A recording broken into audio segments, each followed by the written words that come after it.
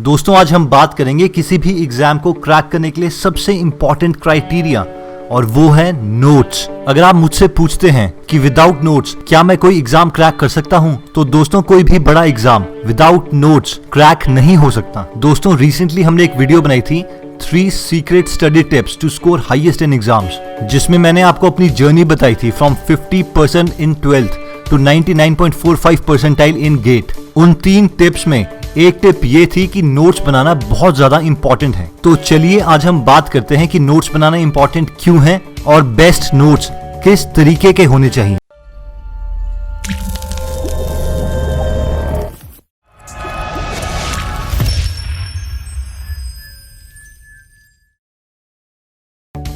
तो सबसे पहले तो ये सवाल आता है कि हम नोट्स बनाएं क्यों, इतना टाइम वेस्ट क्यों करें, डायरेक्टली बुक से क्यों ना पढ़ लें। दोस्तों किसी भी एग्जाम को क्रैक करने के लिए सबसे बड़ी स्ट्रैटेजी यही होती है कि एंड पॉइंट पे ऑन द डी डे, जिस दिन आपका एग्जाम है, उस दिन आपको एक साथ पूरा का पूरा सिलेबस याद होना चाहिए। यानी पूरा सिलेबस आपके दिमाग में कंडेंस्ड होना चाहिए, और ये लेवल सिर्फ नोट्स बनाने से ही अचीव होगा। अब नेक्स्ट सबसे ज्यादा इंपॉर्टेंट सवाल ये आता है कि नोट्स बनाए कैसे, और मोस्ट इंपॉर्टेंटली उन नोट्स में लिखना क्या है। अगर आपके 10 पेजेस का चैप्टर है तो आप कोशिश कीजिए कि उसको 1, 2 या मैक्सिमम से मैक्सिमम 3 पेजेस में कंडेंस कर पाएं, और ये इस तरीके से लिखे होने चाहिए कि उन 3 पेजेस को पढ़ के आपको पूरा का पूरा चैप्टर एकदम याद आ जाए। वैसे भी अगर आपका 10 पेजेस का चैप्टर है तो उसमें से 6 या 7 पेजेस आपको 2 पेजेस के कंटेंट को समझाने के लिए ही लिखे गए होते हैं। वो फर्स्ट टाइम हमें पढ़ने भी पड़ते हैं, लेकिन एक बार वो कॉन्सेप्ट समझ आ गए उसके बाद हमें सिर्फ अपने नोट से पढ़ना है, जिसमें वो 2 पेजेस लिखे हैं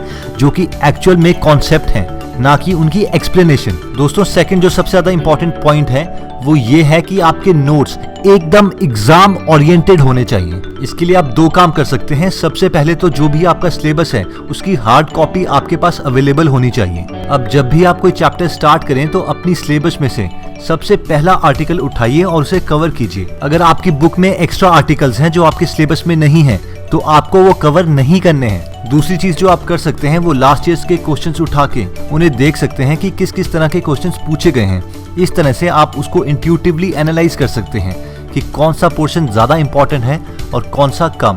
दोस्तों ये साइंटिफिकली प्रूव्ड है कि अगर आप अपने नोट्स खुद बनाते हैं हैंड रिटन, तो वो रिटेंशन पावर को इम्प्रूव करते हैं, यानी आपको ज्यादा देर तक याद रहेगा। और फाइनली हम रेकमेंड करते हैं कि आप अपने नोट्स खुद ही बनाएं, किसी के नोट्स कॉपी ना करें और ना ही किसी और के नोट्स से पढ़ें, क्योंकि बुक लिखी जाती है सबको समझाने के लिए, जबकि नोट्स लिखे जाते हैं सिर्फ खुद को याद दिलवाने के लिए कि आपने क्या पढ़ा था। इसीलिए आपके नोट्स सिर्फ आपको समझ और आपको ही याद दिलवाएंगे, और आपके फ्रेंड के नोट्स सिर्फ उसको समझ आएंगे। चलिए अगर मैं इस वीडियो के नोट्स बना रहा होता तो वो नोट्स कुछ इस तरीके से होते हैं। हम नोट्स बनाते हैं अपना सिलेबस कंडेंस करने के लिए, ताकि लास्ट मोमेंट में हमारी रिवीजन हो सके। नोट्स बनाने के लिए ये 3 बातों का ख्याल रखना बहुत जरूरी है। 10 पेजेस का चैप्टर मैक्सिमम से मैक्सिमम 2 या 3 पेजेस में खत्म करना है। कॉम्पिटिटिव एग्जाम के लिए सिर्फ सिलेबस वाला पोर्शन ही हमें नोट्स में लिखना है और एक्स्ट्रा कुछ भी नहीं करना। एंड फाइनली लास्ट ईयर्स के क्वेश्चन करना और उन्हें देखना बहुत ज्यादा इंपॉर्टेंट है, ताकि हमें पता चल सके कि कॉम्पिटिटिव एग्जाम में कौन से क्वेश्चंस पूछे जाते हैं, ताकि वही वाले पोर्शन में हम ज्यादा स्ट्रेस डाल सकें और उन्हीं को नोट्स में इंक्लूड कर सकें। And that's it. चलिए दोस्तों, अगर आप हमारी कोई वीडियो मिस नहीं करना चाहते तो सब्सक्राइब करने के बाद ये बेल का बटन दबाना मत भूलिएगा।